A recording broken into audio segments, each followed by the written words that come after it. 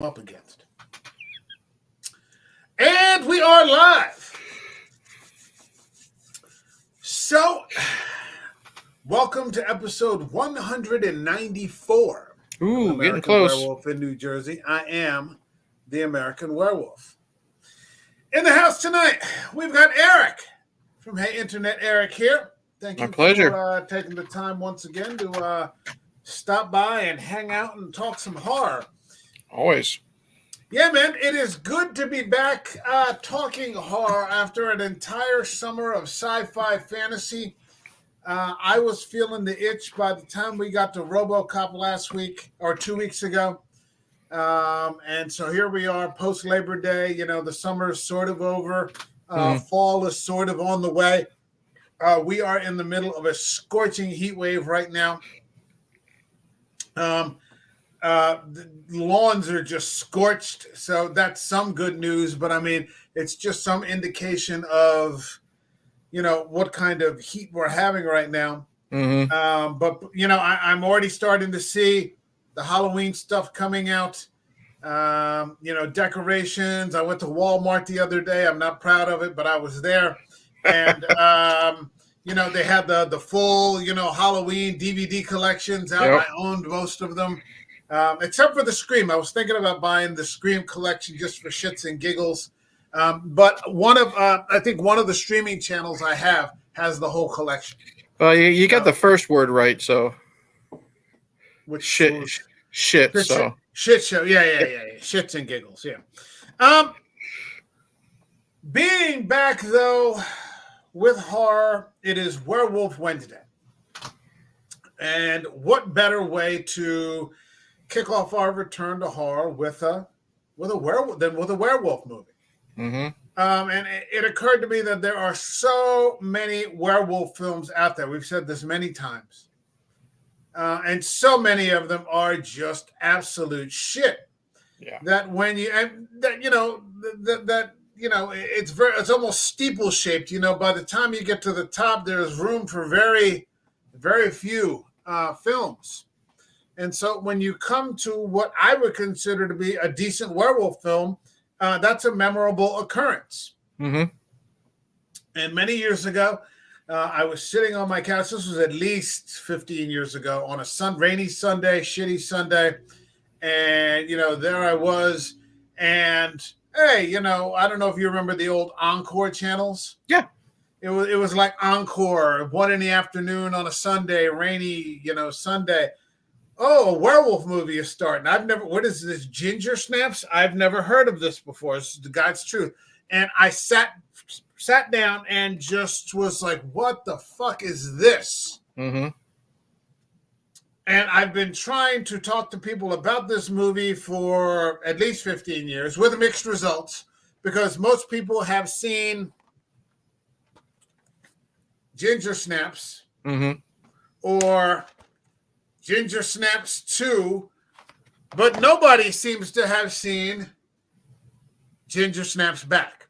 And this was the one that I want to talk about. And because people had mixed feelings about the first two, they never got to the third one.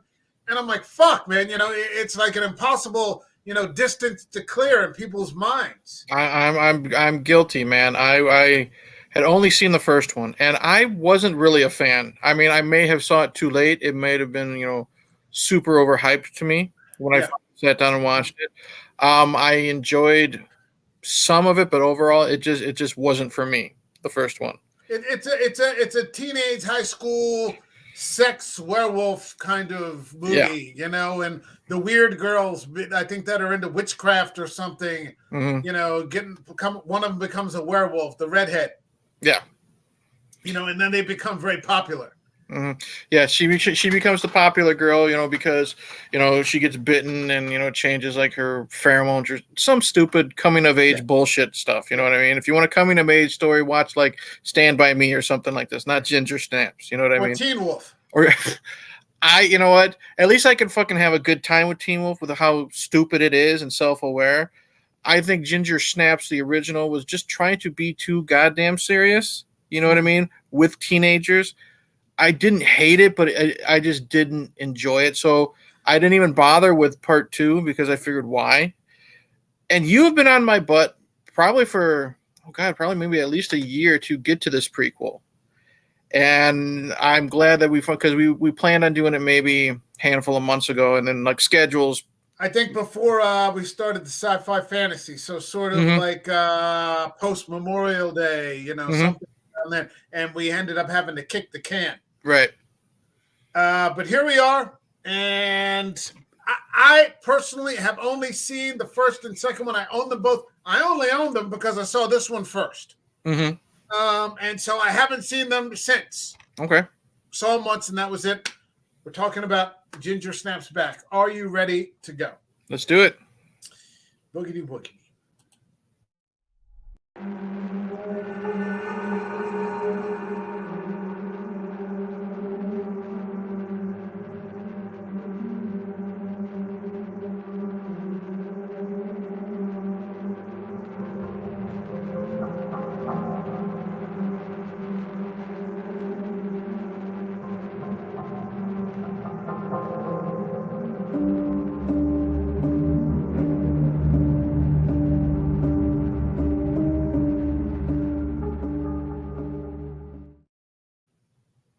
So, before we get started into any details, let me get your first impressions. You seeing it for the first time, you coming into the stream 30 seconds before we went on. We've had no opportunity to discuss this film at all. What did you think of Ginger Snaps Back, the beginning? Because I touted it.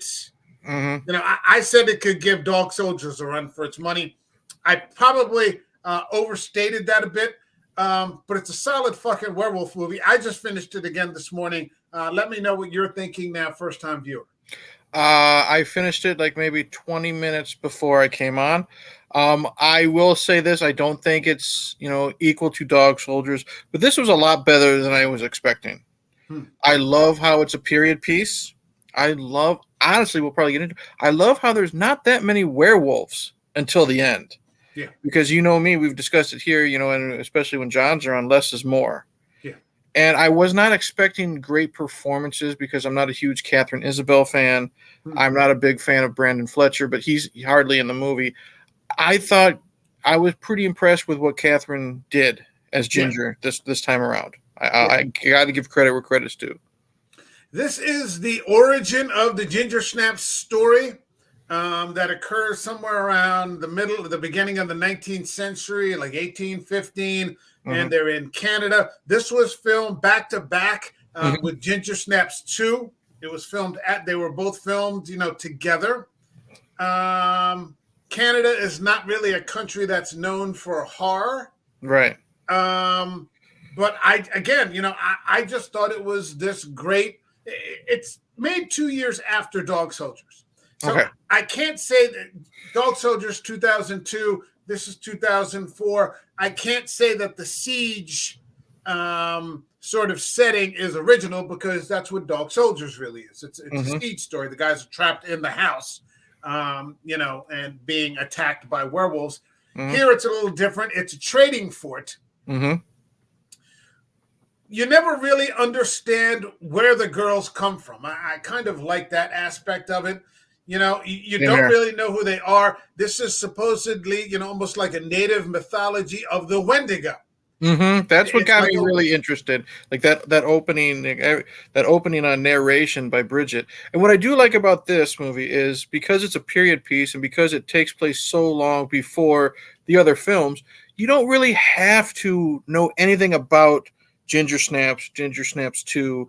You don't have to own them. You can this can be a standalone film. And that's what I like about it too. Right. You've got this story of these two girls that just they're rolling through the woods on a horse. And they're cold and they're kind of on their last leg, and roll into this Native American camp. Occupied by one old woman who is, foretelling, what their story is going to be. They are the red and the black, this sort of mythology with this dire sort of warning to kill the boy. Yes. You have to kill the boy in order for, you to survive, or else everybody is just going to suffer if you don't do this sort of thing. I like the setting. It's very bleak. It's very overcast. It looks cold. I mean, I think this thing was shot in 29 days.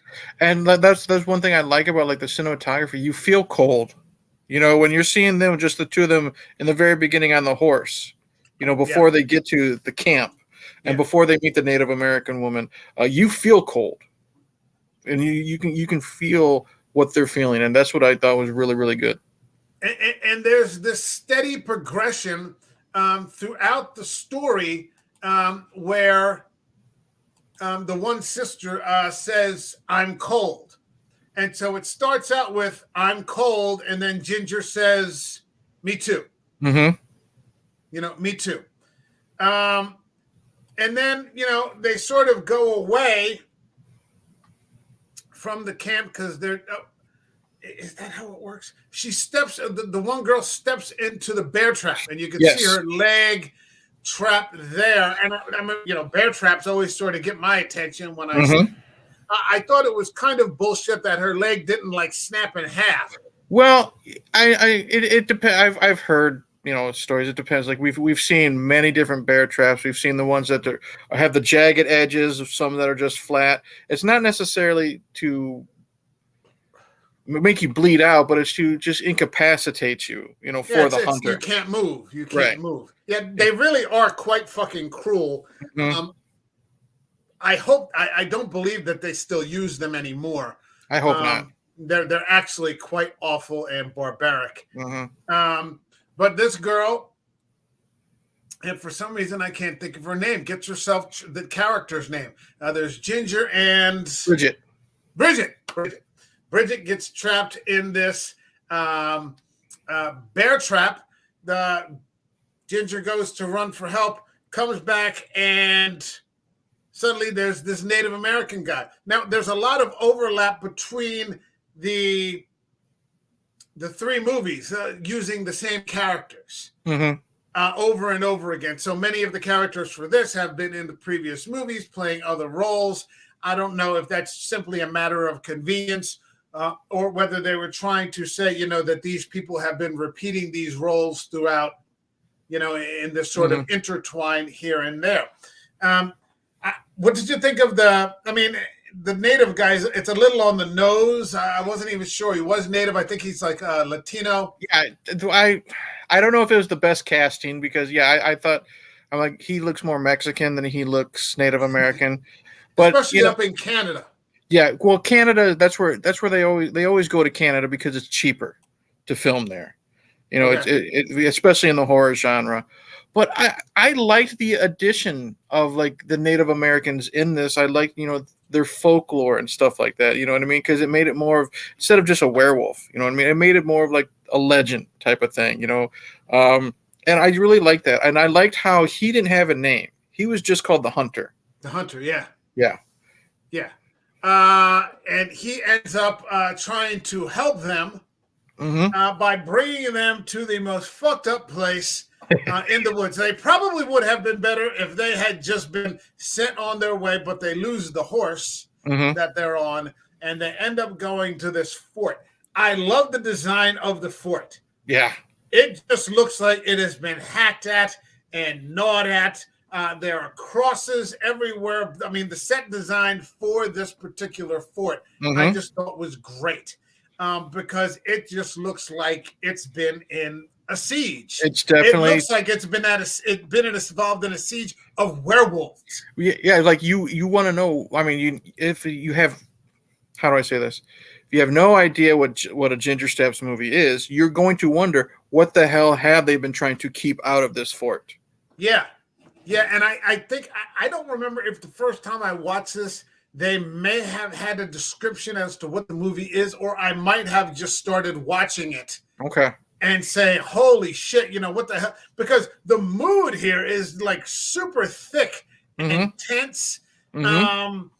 you know, and a lot of time werewolf movies try to capture that, and it either comes off campy or it's funny Mm-hmm. or it tries to be serious and it fails. This movie is not perfect, but it's better than a lot of them. Yeah, we've mentioned that before. Like it's hard to find a werewolf movie that isn't trying to be fucking goofy. You know what I mean? And I'm not talking about Teen Wolf. You know what I mean? Yeah, That's an '80s comedy, through and through. You it's a know, comedy. Yeah, yeah, American Werewolf in London. People forget that's a horror comedy. You know what I mean? They just think about the scary stuff, but there's a lot of comedy to it. Um, Even Howl at its moments had some goofy stuff to it. You know what I mean? yeah, There really, to me, I couldn't place any comedy in this one. I think this one was done pretty straight. yeah. Yeah, it had a very serious tone. I think there was some inadvertent comedy one time when, like, Ginger says, "These people are fucked." you Yeah, know, yeah. yeah, and you're just like, "Yeah, they are," Hmm. because you've just got these fucking. You put these two. There's no way this could win. This could work because you put these two young, pretty girls Hmm. inside a fort of guys that are just all fucked in the head Yep. for one reason or another, and you're just like, this is a recipe for disaster. Hmm. You've got the one guy, the sergeant major, or Mr. Wallace, and he's in charge, and he seems fairly straightforward. Hmm. But then you've got the sergeant major, who's just a bully and a douche and a racist. Hmm. You've got the doc who's like sniffing chloroform. So he's, overly medicated. He's not sober. You've got the preacher. Yeah. Oh, you've got like this Calvinist fucking preacher in there who just thinks everything is hellfire and Hmm. damnation. And this what's happening is God's, somehow it's their fault. And now we're bringing women into our area, and that's going to make it worse. Yeah, yeah. It's a hell of a mix. Hmm. Yeah, and I liked that because you could tell by the body language and by the acting. That's what I'm saying. I've seen Catherine Isabel in a lot of stuff, and it's pretty much mainly horror. What I'm else not a has she huge. been in? She's been in, she's in a movie called American Mary, which is actually pretty decent. She's been in the See No Evil sequel with Kane, the WWE wrestler. Oh, really? Yeah, she's been in with Daniel Harris. She's been in Freddy versus Jason. She one movie that I do like that she's in is called Disturbing Behavior with I've Katie heard about that. Holmes. Okay. That one's kind of like the Stepford Wives, but with teenagers. Okay. I personally think she's there more for her looks and her acting ability, but she surprised me here. And Elizabeth Perkins, who plays Bridget, I only know her from the It miniseries from 1990, the one with Tim Curry. She was the young Beverly in that. But I think, was she? yeah, she was, Oh, okay. and she was good there. And I liked her in the first Ginger Snaps. So I think this being the third movie, they have that chemistry, Hmm. and I think how do I say this? Because, I don't think Catherine Isabel is that great. When you have somebody that you can work off of, that improves your acting skills. And I think her working with Elizabeth is really, really good. And it helped her, especially with her body language. You can tell how uncomfortable these two girls are Yeah. in this situation. You can tell that they're outsiders, they're not wanted, they're scared for their lives, but they're still kind of trying to put on this front until they're like in the rooms just with the two of them, when they let their real emotions out, like their fear and all that stuff out. Yeah, they cling very tightly to each other. They have a good bond. Yeah. They have a good bond. Bridget clings very tightly to Ginger. Hmm. Ginger tries to be the stronger of the two, but you can see that clearly they are a little intimidated Hmm. by their surroundings. They don't know what to make of this. And at no real point, does anybody seem to kind of reassure them? You Hmm. get to the dock with the leeches. Yeah. And you kind of figure out, okay, he wants to see if something's going on. No one will explain to them Mm-hmm. exactly what's happening, and they're okay at that point. But pretty much the first night it goes well. I mean, we could also talk about the dinner scene. Yeah, that was just to me, it was just like very awkward for them. Like they were there, and I did like how you could tell they were starving. Like the way Catherine Isabel, she just shovels all that food in her mouth. And I don't remember who it was, if it was the doctor who said, enjoy it while you can, because sooner or later we're basically going to run out of it. Yeah, because basically what has happened is that I think once a year, people leave the fort to go meet the trading ships, Mm-hmm. Deliver what it is they have to deliver for money, Mm-hmm. pick up supplies that they need for the Canadian winter, and Mm-hmm. then bunker down for the winter until the spring comes. But all the men that have gone out have been missing for 2 months. Right. And so none of them have come back. Supplies are low. The winter is on, and They're just lack of food. yeah, They know it's going to be a rough winter. They got to wean themselves off so they can survive food wise. yeah. And so I mean, what we're talking about is really happening within the first 20 minutes of the movie. Mm-hmm. And I believe very much on the first night, Ginger gets bit.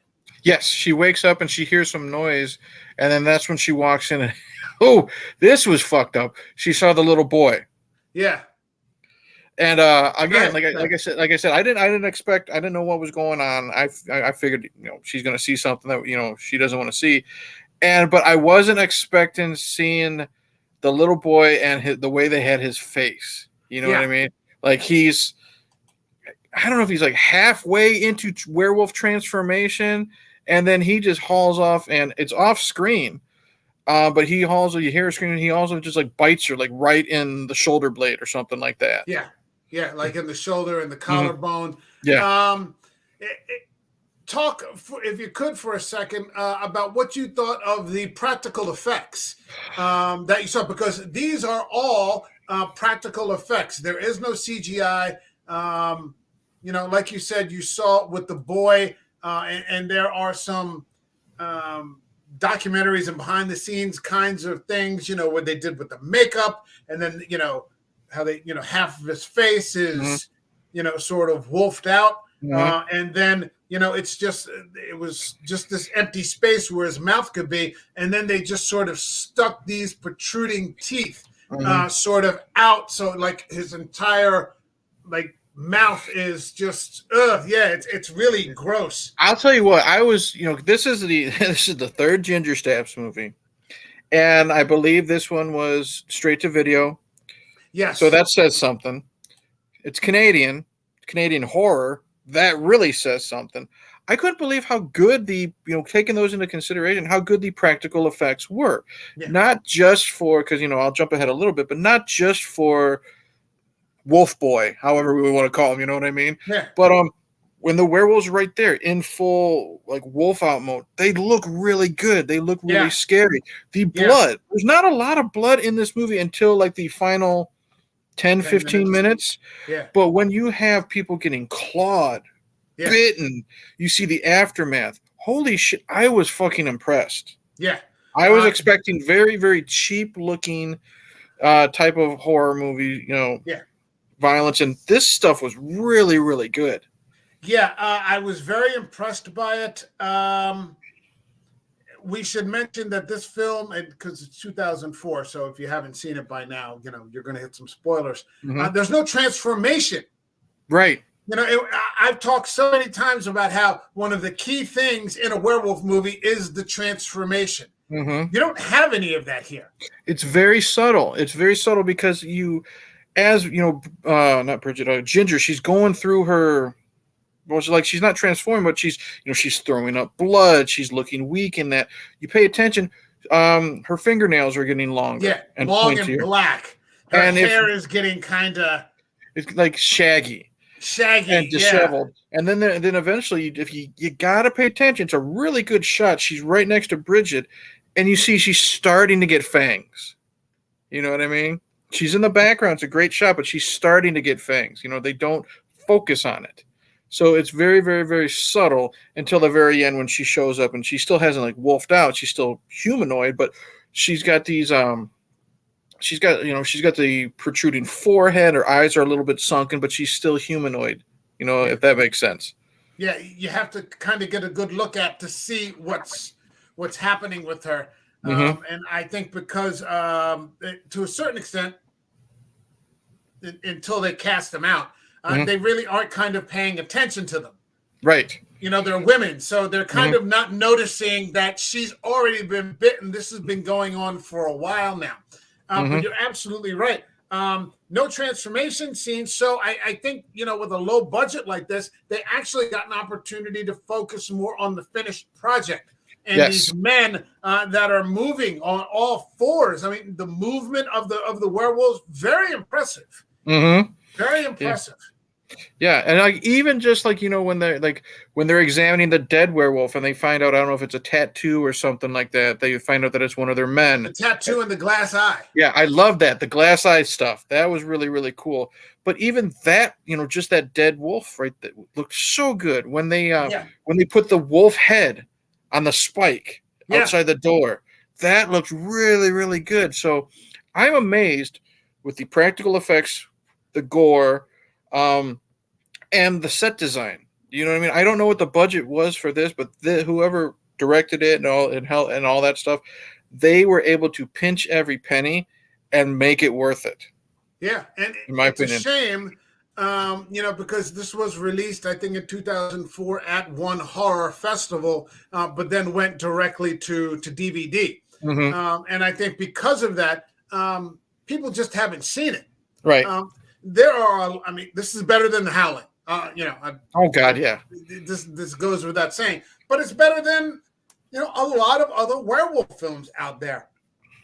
I was just thinking of another werewolf film that gets a lot of credit, and I was like, well, this is better than that, but I can't think of what it was. It wasn't Wolf, and it wasn't Howl, because I like Howl. I like Howl. But there was another one that I was thinking off the top, and I was like, well, this is better than that. But for some reason, it's not coming to me. Hold on a second. We got some comments here. We got Castellar Daniel Garcia. What's happening, man? Hey. Thanks for stopping in. He says, vicious female werewolf, male destroyer, and big bite. Yeah, if you get a chance, I should mention, we should have said this at the beginning. This movie is streaming right now on Tubi. And it's just sitting there. This should be a werewolf film that people are watching, and for whatever reason, it's just, I think, again, it's because of the mixed reaction to the first two movies. It never occurs to anybody that the third movie that went direct to video would be the best of the third three. The third movie that is a prequel in the 1800s. You know what I mean? Of all things. This one, like I said, this one definitely blows the first one out of the water. It's not even a comparison to me. Yeah. Slowly but surely, the men in the fort just start to get picked off. You have Finn, who gets bit, doesn't want to admit it. That was a shock. That's Brandon Fletcher. See, when I saw the credits, you already said, dog soldiers, and I'm like, okay, that's given some praise. And then I saw the credits, Catherine Isabel, I knew her and my feelings. But then when I saw Brandon Fletcher, I'm like, that's Uwe Boll's like go-to guy, if you know Uwe Boll and his stuff. But he's in this movie for literally 10 minutes, and he's good. Yeah. He's good. Yeah. I never thought I would say it about this guy, and I think it just depends on the direction he's given, because he's also in Freddy versus Jason, and he's fucking horrible. I think there are some directors that can just get the most out of some people. And they say that about Zack Snyder and Gal Gadot. Gal Gadot is not a great thespian by any stretch of the imagination. She is smokingly, almost like unbelievably beautiful. Yes. So you can just be mesmerized by that. But for some reason, when she's in a Snyder movie, he seems to be able to get the most of what's possible out of her. And so, with this director, I loved this scene with the leeches because he knows he's fucked. Right when they walk in the room, and what are you doing? Killing leeches. Okay. Yeah, he knows he's fucked, and he's killing the leeches. You think about it, he's killing the leeches so they can't use it on him. Yeah. You know what I mean? And then Yeah. he's got that one, and he's got the gun pointed at him. I think it's the doctor, the Yeah. one who's always sniffing the chloroform. Put the leech on you. Basically, When put it's the someone leech. smoking, snorting chloroform. Yeah, put the leech on. No, I don't want to. I don't want to. And again, Brendan is really good. And so this director has to be praised. But what I didn't expect was the reaction when he puts that leech on him, and it grows like 5 times its normal size, maybe bigger. Yeah, and maybe then 20 times. Yeah. and he yanks it off, and then without a fucking thought, boom, taken out. Blows the top of his head right off with a fucking musket ball. Yep, I knew he wasn't going to make it, you know what I mean? But just the fact that there was no okay, here's we can help you type of thing, let's lock you away. No, just no second thought. Boom, he's gone. And that's the thing about everybody in this fort. Everybody's in for themselves. Mm-hmm. Like nobody's really working for, everybody's just this like group of 8 or however many individuals in there. Mm-hmm. And there's kind of just a hierarchy of douchebags. Yeah. It's like the worst possible people that you'd want to be locked in there with. Do you want to talk about the first night? She gets bit. They're trying to escape. This is before Finn gets fucking, at the time that Finn gets schwacked, or the night before. Mm-hmm. Yeah, it was just like, oh man, Well, hold on. The siege is done, and what I thought, I just watched this today, and I'm like, this is so fucking impressive. The siege is basically done with no werewolves. Yes. And yet,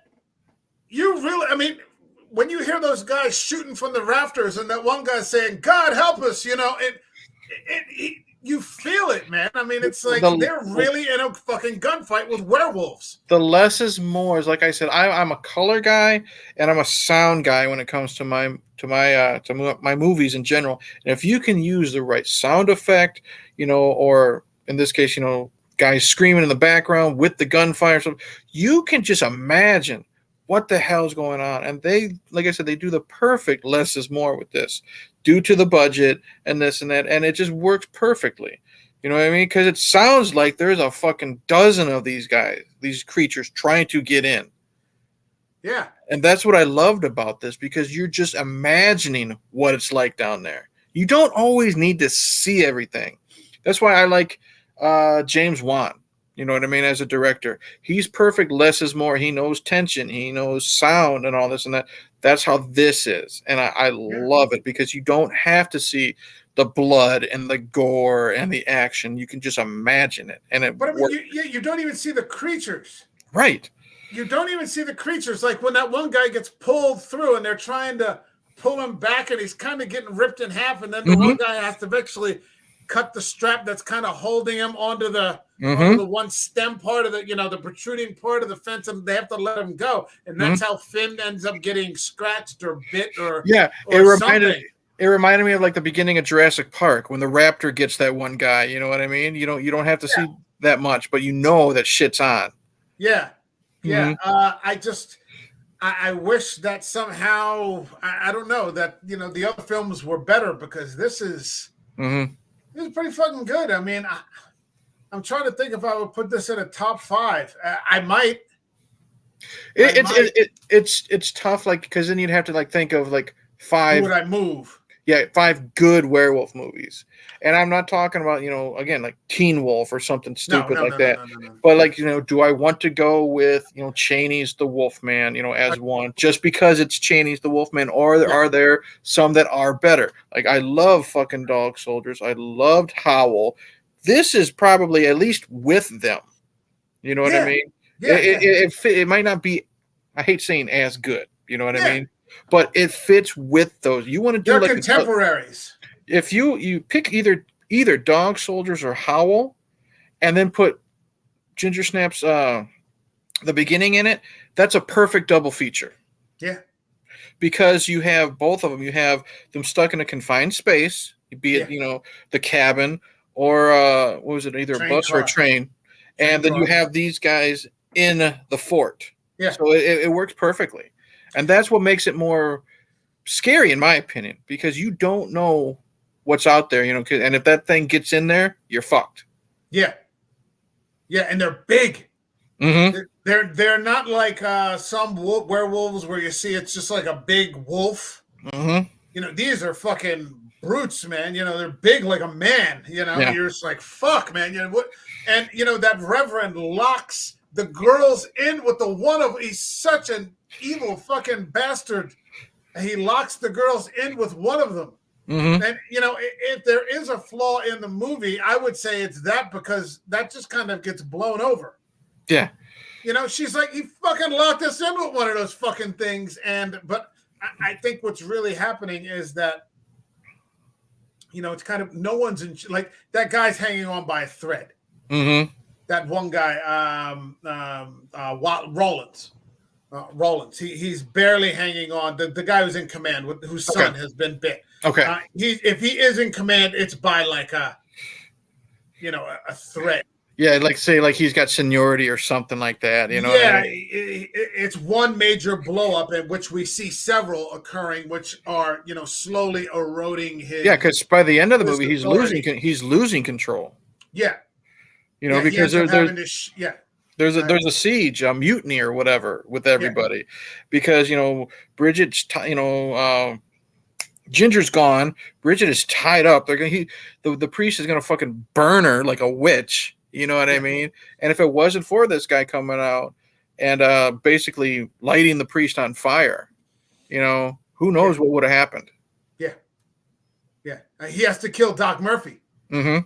Yeah, that's right. He did. He kills Doc Murphy to protect Ginger because they're threatening each other. So hey, if you tell him about my sister, I'm going to tell him about your son. You've been, which he kind of has. He's undermining everybody by not letting them know about his son. He puts everyone at risk. He gets that guy Seamus killed. Yes. And which causes the boy, Milo, to be cast out. The minute Seamus isn't there to protect his son, that douchebag Sergeant Major kicks him out of the fort, which gets him killed. But I mean, it's fucked anyway because they're all going to die. Yeah, and then I that scene where he killed his son, shot him, and the poor kid fell down the well. And then it's such a depressing scene where it's from the top of the fort, and you just see them cranking up the bucket. Yeah, that the poor they're cranking it up, and you see the boy's body just laying there on the bucket, and they get the hook to bring it in so they can reach him, type of thing, because they got to burn the bodies. Yeah. I was thinking this, and you were saying it a few minutes ago. I would have to, and I've changed my order recently, and I would like to do a top 5 werewolf things like we did with vampires, except I don't think there's that much to choose from. Yeah, there'd be a lot of overlap. There'd be a huge overlap. It would all be overlap. It would kind of be pointless. Maybe you could do a top 3. But then it would be pointless. All right, if we had a panel, how many of us is gonna put American Werewolf in London? How many is gonna put? I'd be surprised if someone soldiers, everybody. Yeah, everybody's gonna put dog soldiers. Cheney's the Wolfman. Either you or I will probably put Howl in it just to give Howl some recognition. Yeah, If 5, what would be my 5? I was saying all that to say this. My new number 1 is actually Cheney's the Wolfman. Okay. And I've been thinking about this a lot lately, or as much as anybody would think about such things. Mm-hmm. Lugosi, Karloff, and Cheney get all the smoke for the Universal classics, but we forget about Claude Rains. And I haven't seen any Claude Rains stuff yet. I'm slowly going. Have you seen the Wolfman? No, I'm slowly going through that Blu-ray collection. I have one more Mummy movie to do. It's the Abbott and Costello one, so that won't take me that fucking long. And then I haven't decided, because all I've got left is, I've seen Claude Rains. Saw his version of the Phantom of the Opera, but all I got left is the Wolfman collection, and then I got the Invisible Man stuff. I haven't seen. Okay, I have the Invisible. Oh, I have the Wolfman and the Invisible. I have everything but the Phantom of the Opera. I don't have a Universal Phantom. It's pretty decent. But he's really good. Claude Rains is really good. He's a scary motherfucker in that. Yeah, he is. Claude Rains in the Ryan and I went to go see the Wolfman and the Invisible Man for Fathom events for Halloween. Mm-hmm. They were doing Universal, and he's just a fucking maniac.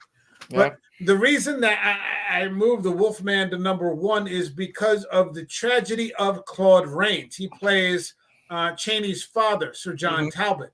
Mm-hmm. And because he refuses to listen to his son tell him that something is dreadfully wrong with him, well, I won't give away the end of the movie, but it becomes a great tragedy.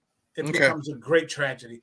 But yeah, I think Cheney's The Wolfman has become my new number one. But then I guess I would have to go, and I don't know in what particular order. I'd have to go with American Werewolf, even though, like it's just played out. I got one. I'm a newbie to Hammer, but Curse of the Werewolf. Curse of the Werewolf is real good. Yes. Oliver Reed, and Oliver Reed was kind of a werewolf in real life anyway. Yeah. And there's no werewolf until like maybe the last 20 minutes. Yeah, that scene where he's changing in the jail cell scared the shit out of me. Yeah. When I was a little kid, because I just thought, what the fuck would it be like to be trapped in a jail cell with a guy changing into a fucking werewolf? Like, there's nowhere you can go. Yeah. That scared the hell out of me as a little kid. Didn't quite have the same effect, I think, a year or two ago when we covered it on the show. But yeah, it brought back that memory. Yeah, I mean, American Werewolf kind of played out at this point. We all know it line by line. So I'm starting to look at more modern, this, Dog Soldiers, Howl. There's an interesting movie. Where is it? And I've wanted to talk about it for a while, called Weir. And I've wanted to talk about this for a while too, but we haven't had the opportunity, and it doesn't stream very often. Okay. It's an interesting take, but there are just, unfortunately, I'm just looking at just scowling over my collection. There just aren't that many really good werewolf movies out there. I know, and don't get me wrong, I haven't, just because I haven't seen Cheney's Wolfman, I've seen all the sequels because with the collection you get all the ones with Frankenstein. Oh yeah, Werewolf of London from fucking Henry Hull. Holy shit, that's a werewolf movie. And I like the Wolf Frankenstein versus the Wolfman. That's really good. That's got a good fight scene at the very end. And I like Lon Chaney Jr. I always thought it was amazing. He's played Dracula. He's played the Mummy multiple times. He's played the Wolfman multiple times. He's played the Frankenstein monster multiple times. I'm here. Oh, I'm sorry. Oh, that's okay. I was just digging it up right here. Yep. Yeah. What have you got with this? You've got Werewolf of London, Henry Hull, Frankenstein meets the Wolfman, and She-Wolf of London. Okay, that I haven't seen.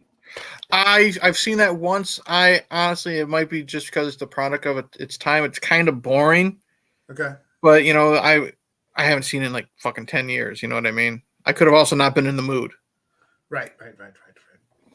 So I mean, you've got the siege. She's slowly transforming. The people are sort of turning on each other. Doc Murphy ends up getting killed because, the guy has to protect his secret versus Bridget's sort of blackmail. And then, there's this opportunity for Ginger to kill the boy, which is kind of an awful thought when you think you got to kill a little boy. Yeah. Which, she doesn't want to do it. Right.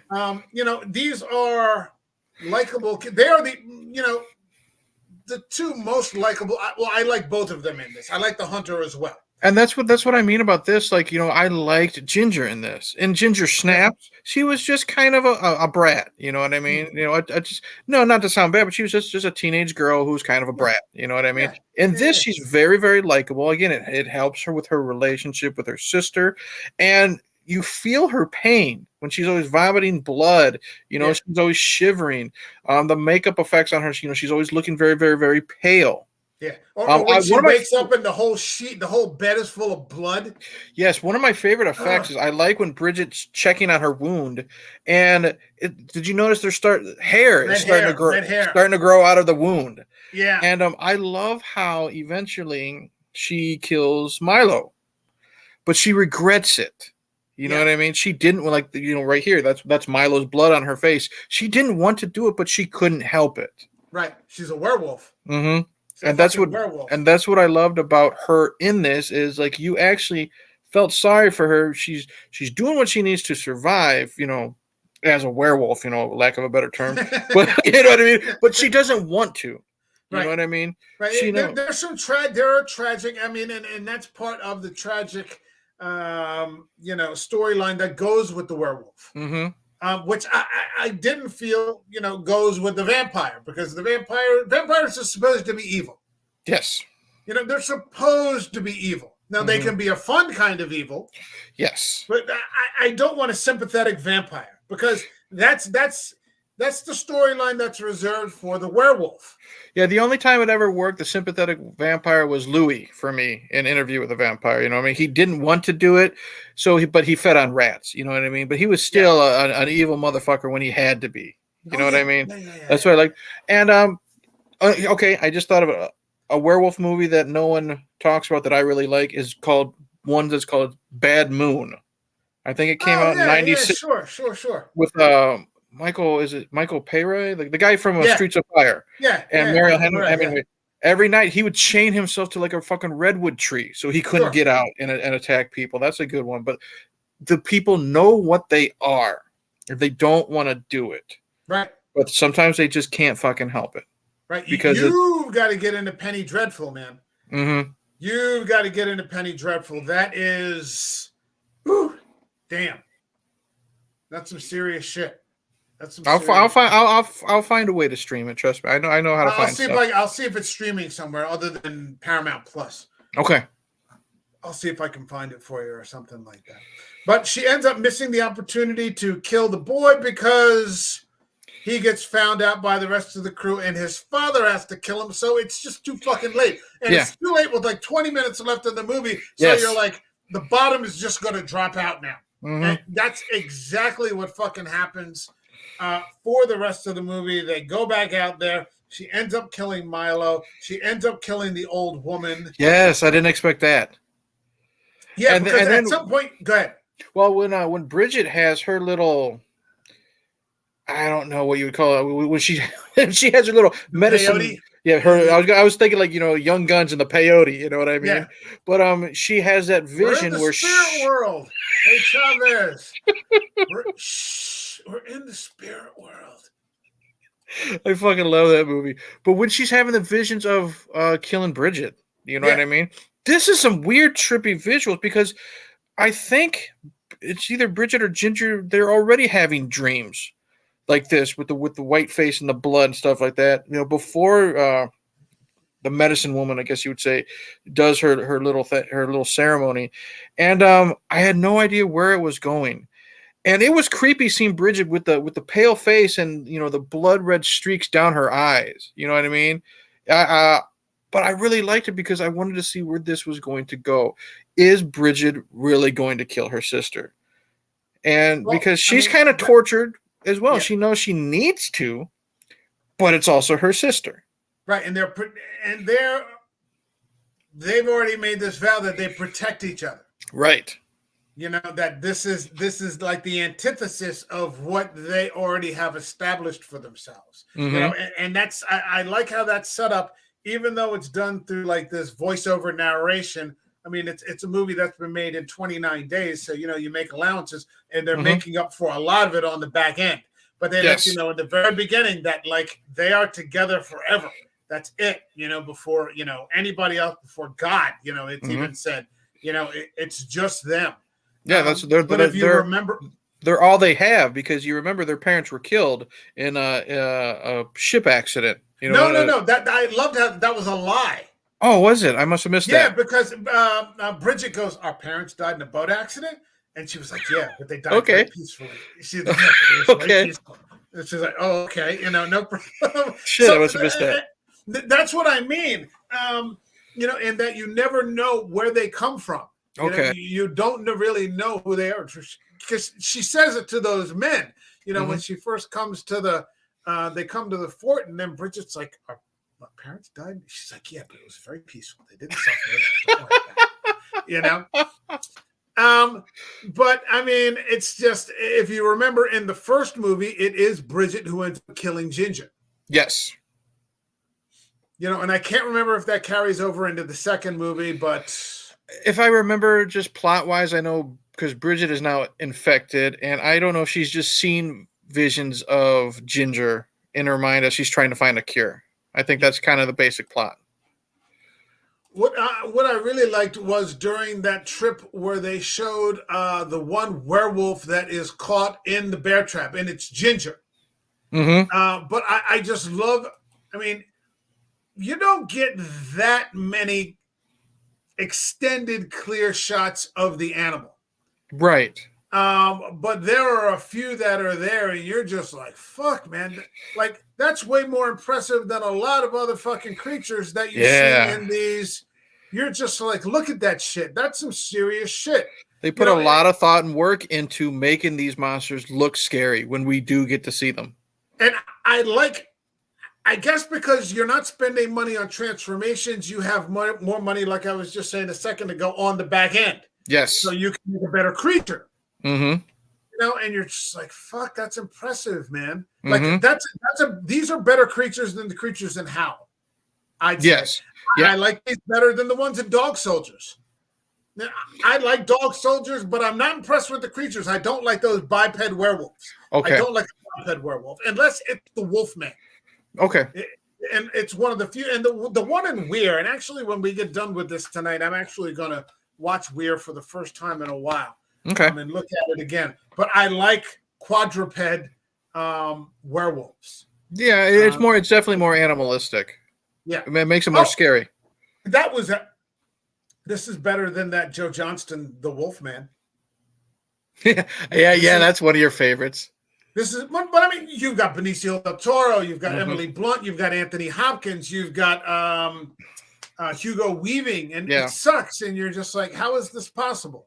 I remember me and my wife, we saw that. I've only seen it the one time. We were, it was date night. We're like, what do we want to do? Fuck it, we'll go see the Wolfman. You know what I mean? We like Benicio del Toro, in Sin City. I like Hugo Weaving. I just seen V for Vendetta. You know what I mean? Right. And we both like Anthony Hopkins because it's fucking Anthony Hopkins. And it's a good story. But what takes me out of it is the fucking CGI. And the thing is, I thought Stan Winston was involved. If he was, maybe with the close-ups of Del Toro. But all I honestly remember is fucking CGI Anthony Hopkins like a fucking spider monkey bouncing off the walls. You know what I mean? He looked like an orangutan. Yeah. He looked a rabbit orangutan. Yeah, he looked awful.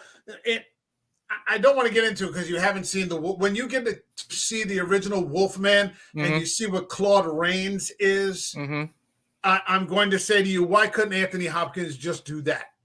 Well, me and you were, when we were texting offline, something I'm going to do in October, is I'm going to do horror movies that I haven't seen. I think maybe that's when I'll do Chaney's The Wolfman. That's a fantastic movie, my friend. That's a fantastic. It doesn't really get any better. One with the Universal classics, but I mean with that one in particular, and the tragedy. It's really something. It's really something. So, I mean, they come back to the fort. And Bridget has kind of run off. Ginger has run off. And, the hunter takes Bridget back to the fort. And they're all for just stringing her up and lighting her on fire. Like a witch. I think even the priest calls her that. Yeah, and so if you won't beg for mercy, mercy will be inflicted upon you. That's a great line for a horror movie. I mean, is it Exorcist level horror? No, but I mean, it sticks with you. Yeah, it sticks with you. And Ginger just comes back with all of her reinforcements and just schwacks everyone. Everyone either schwacks themselves or schwacks each other. And then Ginger just finishes up whoever's left. When she walked in, it's a weird comparison. This is a fucking werewolf movie. When she walked in with that cloak, I was thinking I was getting Luke Skywalker Jedi vibes when he's walking into Jabba's palace. You know what I mean? He's cloaked up, he's hidden, and shit's about to go down. Yeah. Because Ginger's there to save her sister. We got that bond. and she's getting the shit kicked out of her. I busted out laughing when who I don't remember who punched her, but he's like, "You hit like a girl," you know what I Yeah. mean? And I'm just ready, and people are getting clawed and just eaten up, and it's a great finale. I loved it.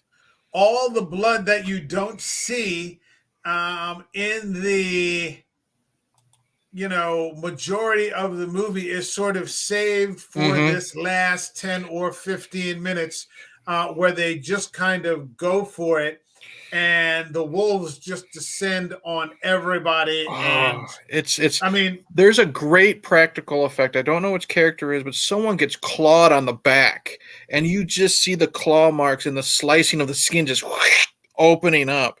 And I think it's the character who had the son that was, Wolf Boy, as I'm calling him. He's just standing up, and his face is his shredded, face, and yeah. saliva mixed with blood just coming out of his mouth. You know what I mean?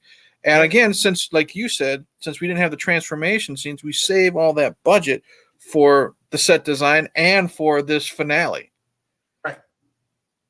And I was blown away because again, this is the third movie straight to video, Canadian horror, and they're usually done, super super cheap, and I couldn't tell.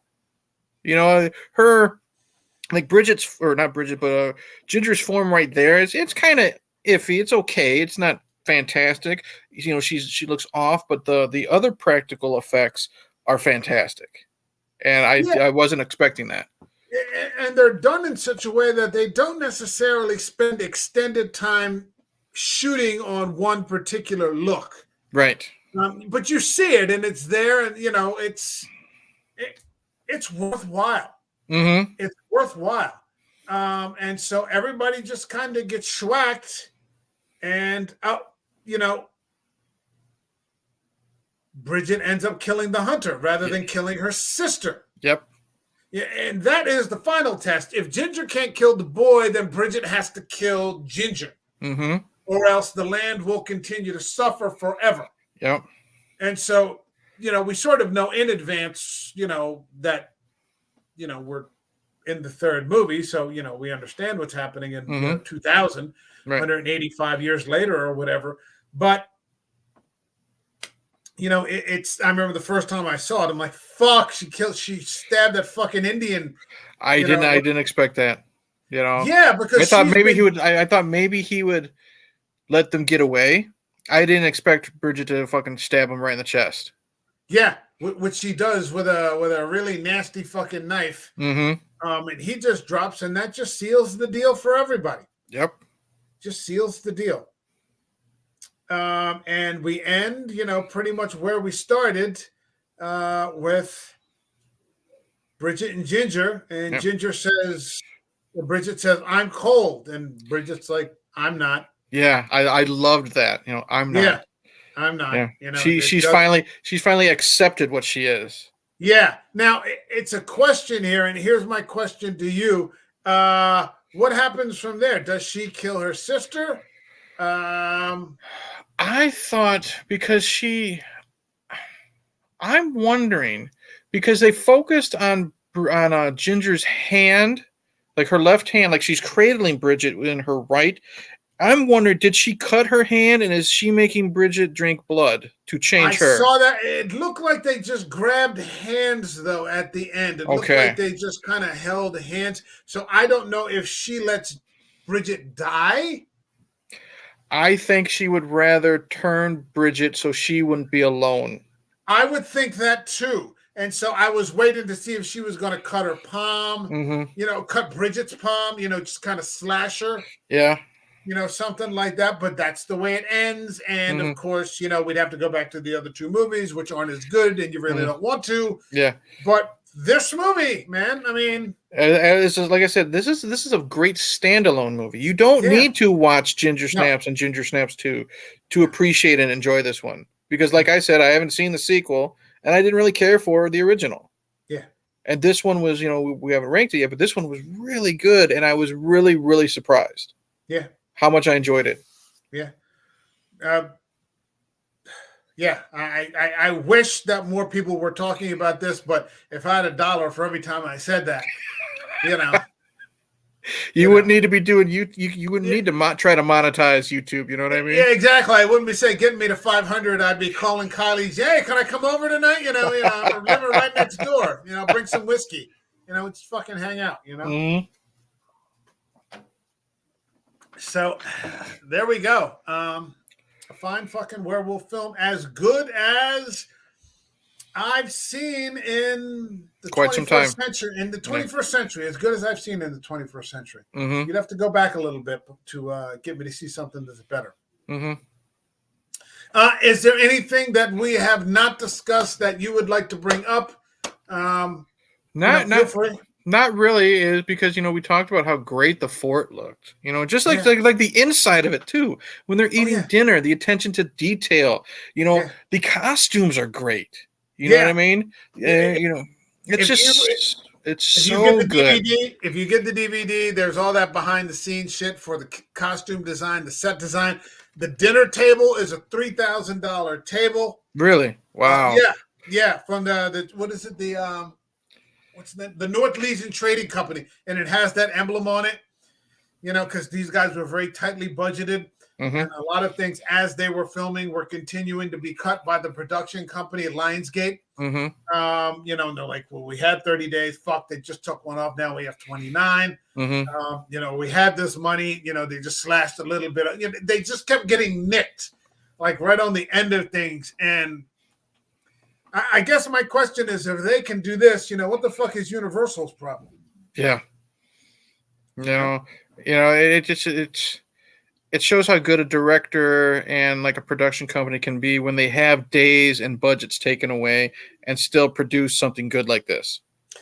But I didn't see that. And you had the director in there doing a lot of talking. His video diary, and it was like 8-minute videos, 9-minute behind the. It's not like some big, right, thing in there. But at no point did he really say that anybody fucked with his creative freedom. That's good. Or told him, you've got to do it this way. We need, we need this. This. It wasn't that. It was just like, hey, you got one less day here. Hey, we're taking off a little bit of money there. Yeah. We've talked that ad nauseum, like what happens to Rob Zombie, when the studio gets involved, or the DC universe, when they get involved and, they're just butchering shit. Yeah. It's good when filmmakers are left alone. Yeah. Let the creatives create. Mm-hmm. Let the creatives create. And this is what happened here.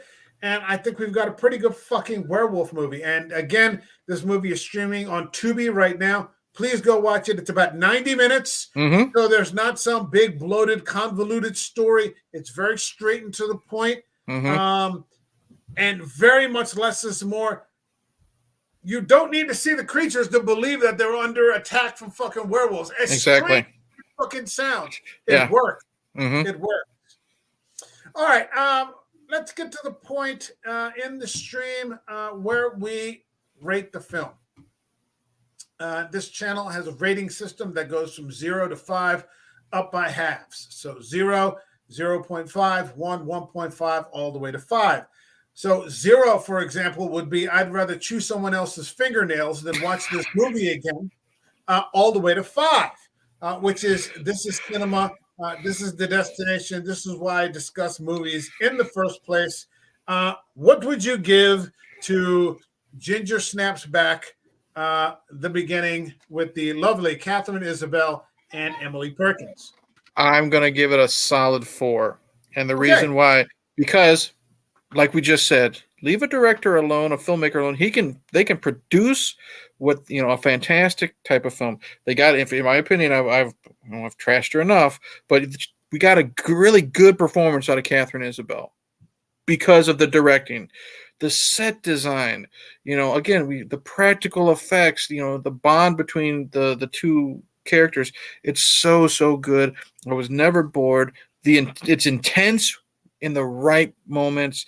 When you said Dog Soldiers, my expectations were high, just because I don't think it's as good, which that might not be the right words, as Dog Soldiers. This was a really good fucking movie. Yeah. Solid 4, well deserved. I think I said that to prop it up a little bit and try to Mhm. get some interest. Bill was going to join us, but he had to go play practice his Nickelback. So maybe at the next Grammy, that sort of thing. But you don't think Um, Nickelback less is more, less is better. How about yeah, that? exactly. Yeah. How about nothing? That would be best of all. Nothing would be best.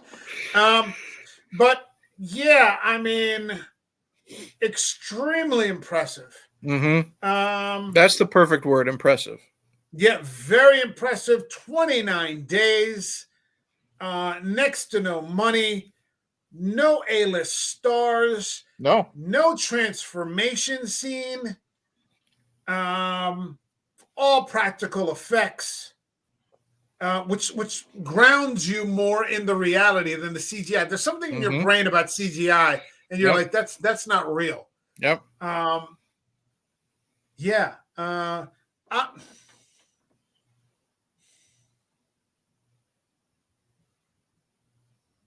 I'm going to give it a 4. I Mm-hmm. was going to say 3.5, but I'm going to give it a 4. Mm-hmm. This is maybe the most underrated werewolf movie out there. Yeah. I was thinking 3.5 myself, but when you realize that it was less than a month, and again, super, super low budget, but they used the budget where they needed it. Yeah. It deserved that extra half a point. Yeah, absolutely. Absolutely. Please watch this movie. Mm-hmm. If you didn't think much of Ginger Snaps, you don't have to think much of the first 2 Ginger Nope. Snaps. I own them. I'm probably not going to watch them anytime soon. Mm-hmm. This one, I'm happy to come back to. The Yes. third movie, for some reason, some fluke, is the best of the 3 movies, and it is levels above. And that says something about you, because how many times do you say after part 2 you're pretty much done? Yeah. Well, you know something? I mean, like I said, the problem was, well, not the problem, but the way it worked out was I watched the third one first. Okay, that's right. I just happened to be sitting there one day on my couch, and I'm like, oh, okay, what the fuck? It was like that when I watched Underwater. Mm-hmm. What's this? Okay. And then I was like, fuck, man, Mm-hmm. So next year will be 20 years of Ginger Snaps back. Mm-hmm. More people should be watching it. And if one person catches on because of this stream, then I will have succeeded. But perhaps I already have because you've watched it. Yeah. So maybe if one more person. If it wasn't for you, wanting to talk about this, and we wanted to talk about it months ago, I wouldn't have given a shit, because again, I didn't like the first one. Right. I wouldn't care. Why would I want to watch a fucking prequel with these 2 girls? Right. Yeah. Makes perfect fucking sense. Mm-hmm. Makes perfect sense. Yeah. There's no flaw in your argument. Mm-hmm. It just, happens not to be the case. Happens Yep. not to be the case. All right. Hey, man, plug something. Hey, Internet Eric, here is my YouTube channel. I'm still going to get that Skinamarink review. The reason why I haven't done it yet is I have to watch it a second time. Not because it's a bad film, but it's not as weird, but I'm going to compare it to kind of like when David Lynch is starting to get in his David Lynch mood. Ooh, okay. No, not in a bad way. Not in a bad way. But there's just, you got to watch it again. So I got to rewatch that. But then, like I said, wait. Before, I don't want to cut you off, but should I watch it? You know me. I don't know. Okay. I don't know. Maybe it keeps popping up on my feed, like on my, because I have Fire TV. I don't have any cable. I just have a Fire Stick. Mm-hmm. So it's like next in your lineup, and it's always in there. You got it. How about I'll send you my video on it, then you could decide from there. Okay. And then, like I said, I'm going to do Rocky and Rambo. I just dropped a Bloody Sunday video, which is where I discuss a death in a movie. I discussed Apollo, and if I just fucking spoiled the fact that Apollo dies, the movie's fucking 40 years old. But Rocky versus Drago, I did. I have seen that. I'm going to discuss that too. I think I prefer the theatrical, but what I like about, there's more Apollo in Rocky versus Drago that I like. They take out the stupid fucking robot. Oh, really? Which is great, but they change up some of the music, which I don't like. Oh, because that Rocky Four soundtrack is fire. Yeah, so it's worth watching once at Okay. least, and decided from there. And then I've already kind of mentioned it in October. I'm gonna jump into horror movies that I haven't seen.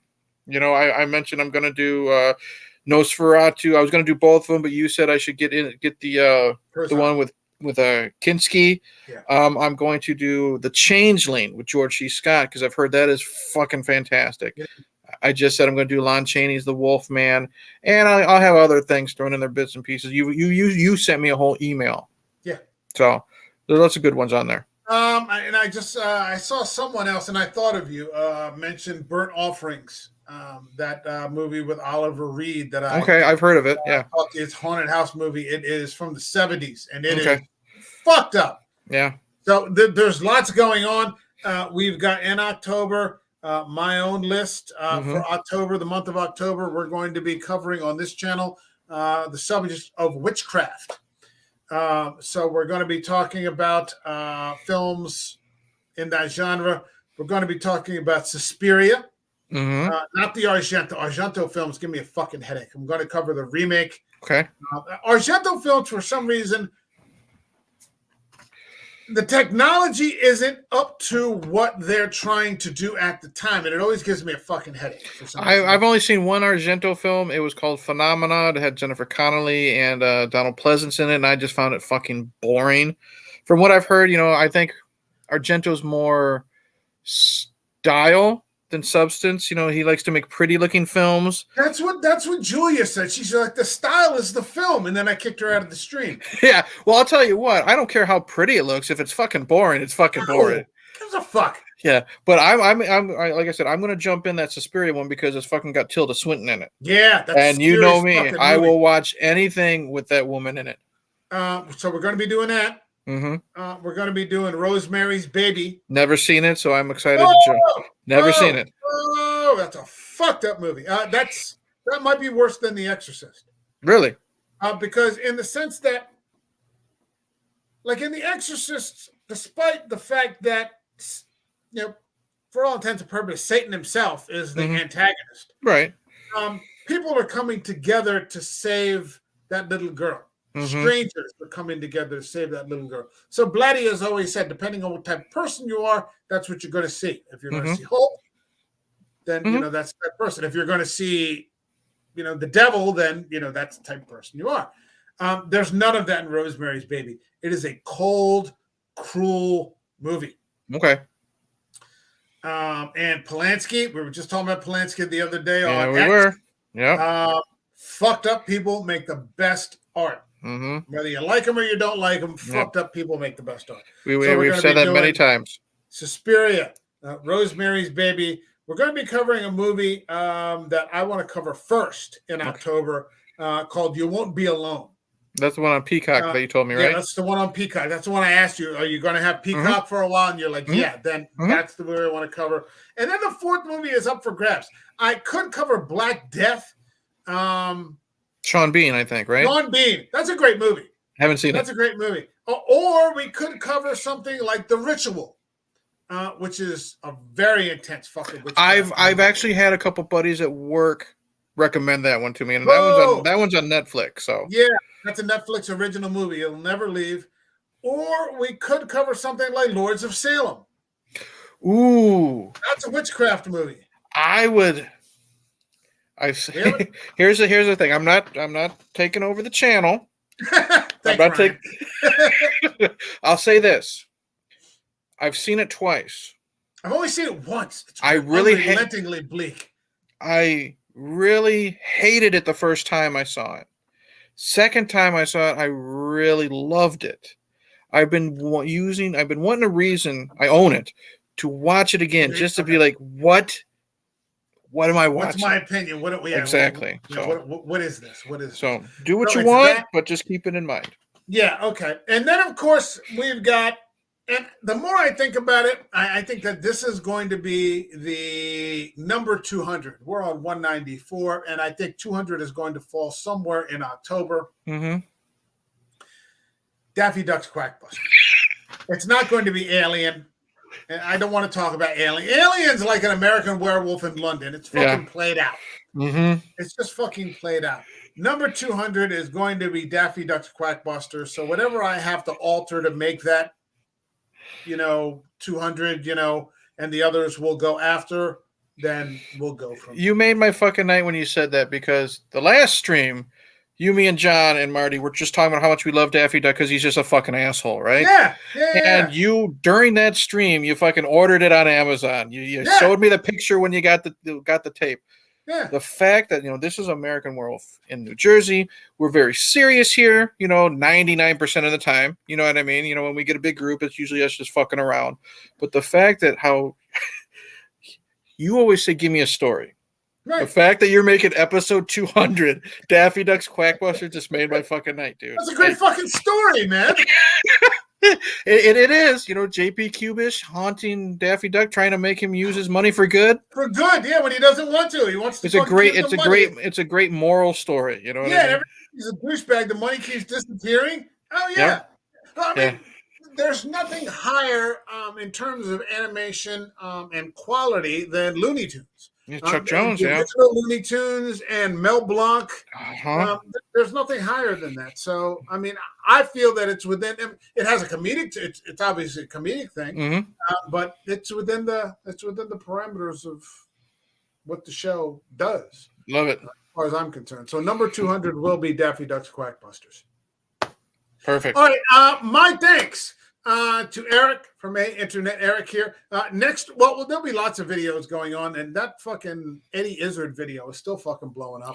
Yeah. You're making friends here and on X. Sort of. They know who I am. Put it to you put it that way. Yeah. But there'll be more videos, just content, and my video on the Soka just dropped it. I just did a video on the Equalizer 3, and that the Equalizer franchise is what Taken should have been. Okay. So that's up on there now. And there'll be more coming up as The Exorcist and all I'm going to see The Nun 2 on Friday. I still got to see the first Nun. I love that Conjuring universe. Yeah, same here. I had the only ones I have not seen. I have not seen the Nun, and I have not seen La Llorona, and I really want to see the Nun because I just rewatched The Conjuring 2. That's my favorite one of the three. I haven't seen Conjuring 3 yet, but Conjuring 3 is good. The devil made me do it. Yeah, Conjuring 3 is good. For some reason, 2 has left HBO. I got to find it somewhere. I wish there is a Conjuring box set, but it doesn't have La Llorona. Really? But if you go on between us, if you go on Tubi, there are shitloads of Spanish-speaking La Llorona movies on there, and they're really fucking good. I have a friend who's Mexican, and his mom used to tell him all about La Llorona. You don't do your fucking homework, she's gonna come get you, type of thing. Yeah, they'll fuck you up. And there's a great one about a war criminal down in Latin America who kind of gets away with it. No, he doesn't. Speaking of Spanish movies, movies I haven't seen in October, I'm at least going to do the first Rec movie. Congratulations. Yeah, I've got the first 3 movies. I'm going to at least jump in with the first one. Congratulations. Wow, I'm really I no bullshit. I'm really envious that you're seeing that for the first time. I'm going to watch it. It's going to be, it's got to be a night when I'm not tired, so it's going to be either like a Saturday or a Sunday night. Kids going to be something headphones. Yep, kid's going to be in bed. I'm going to have it in the dark because I know I got to pay attention to subtitles. I don't know if they have dubs or not. I'm not watching the dubs. No, don't watch no dubs. No, I'm watching the Spanish language because you get it all. So yeah, Herzog's Nosferatu is in German. Watch it in the fucking German. Okay. Watch it in the original. Please don't watch that in fucking, because he actually made 2 films. Herzog did? He made one in English. It's not a dub. He actually did one in English. Watch the one in the fucking German. It's horrifying. I'll watch whatever's available on Tubi. It's the one in German. Okay. It's the one in German. All right. Congratulations again. All right. We'll be back next week for a horror, though. Straight up live stream with the return of Rod. Oh, I know what you're talking about. Okay. And that's all I'm going to say. We'll be back with that. No, actually, let the cat out of the bag. We haven't decided the day yet. we're going to be covering a little blaxploitation and talking about Blackula, which is going to be an interesting watch. That's an interesting film, actually. And Rod's wanted to cover it for a while, and I'm sure he's going to remind me of it when we watch it. And I'm going to tell him the reason we didn't watch it is because he's black. So, and I don't take his opinion seriously because he's black, you know. So that's the whole reason why I haven't covered it. So now that we've let that out of the bag, we're going to move on. All the best. My thanks to Eric from Hey Internet, Eric here, and we will see you in the next video.